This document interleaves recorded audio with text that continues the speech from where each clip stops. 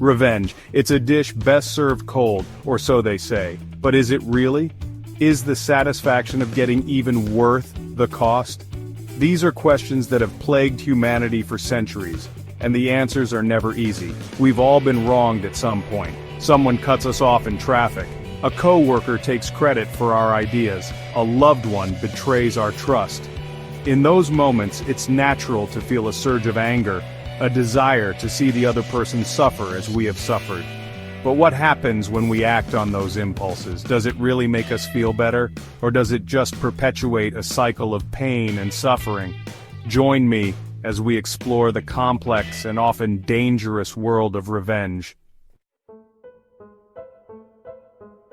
Why do we crave revenge? It's a question that has fascinated psychologists for years. The answer, as with most things in life, is complicated. On a basic level, revenge is about restoring a sense of justice. When someone wrongs us, it disrupts our sense of order and fairness in the world. We crave retribution, a way to right the wrong and restore balance. Revenge can also be a way of reclaiming power. When someone hurts us, we feel vulnerable and powerless. Seeking revenge can give us a sense of control, a way to feel strong again.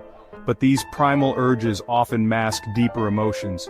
Hurt, sadness, and fear can all fuel the desire for revenge. Let me tell you a story. It's about two neighbors. Let's call them Bob and Steve. Bob and Steve were the best of friends. They lived next door to each other for years, sharing backyard barbecues, watching each other's kids grow up. They were practically family. Then something happened. It started small, a misunderstanding over a property line. But it quickly escalated, fueled by pride and stubbornness. Soon, Bob and Steve were barely speaking. The once friendly fence between their yards became a symbol of their broken bond. One day, Bob's dog got loose and dug up Steve's prize-winning roses. Steve, seeing red, retaliated by cutting down a tree limb that had grown over the fence onto his property. The tree limb happened to be Bob's favorite climbing tree from his childhood. The feud, once a simmering pot, had boiled over.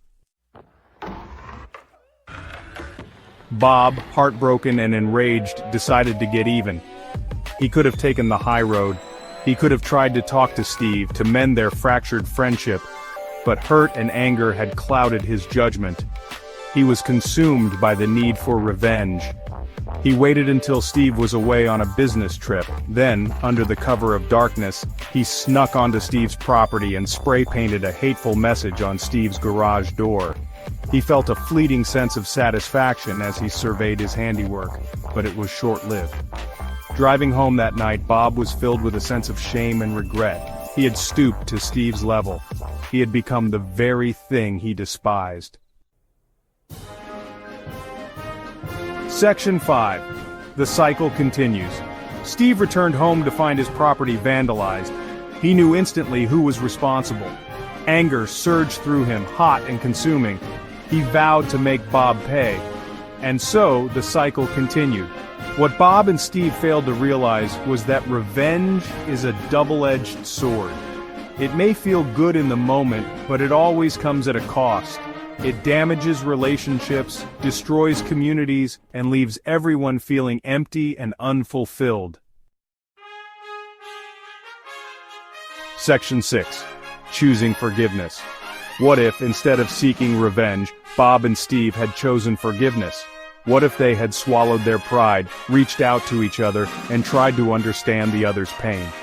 Forgiveness is not about condoning bad behavior. It's about acknowledging the hurt, releasing the anger, and choosing to move forward. It's about breaking the cycle of pain and creating space for healing. Section 7. Breaking free. Breaking free from the desire for revenge is not easy. It takes courage, compassion, and a willingness to let go of the past. But it is possible. Start by acknowledging your feelings. It's okay to feel angry and hurt when someone wrongs you. Don't try to suppress those emotions. Instead, allow yourself to feel them fully, without judgment. Focus on taking care of yourself. Do things that bring you joy and peace. Spend time with loved ones, engage in hobbies, or seek professional help if needed. Section 8. The power of letting go. Remember, revenge keeps you stuck in the past. It prevents you from healing and moving forward. Letting go of the need for revenge allows you to reclaim your power and create a brighter future for yourself. The next time you're faced with the temptation of revenge, remember the story of Bob and Steve. Remember that revenge is a dish best left unserved. Section 9. Share your story. What are your thoughts on revenge? Have you ever been tempted to seek it? How did you handle the situation?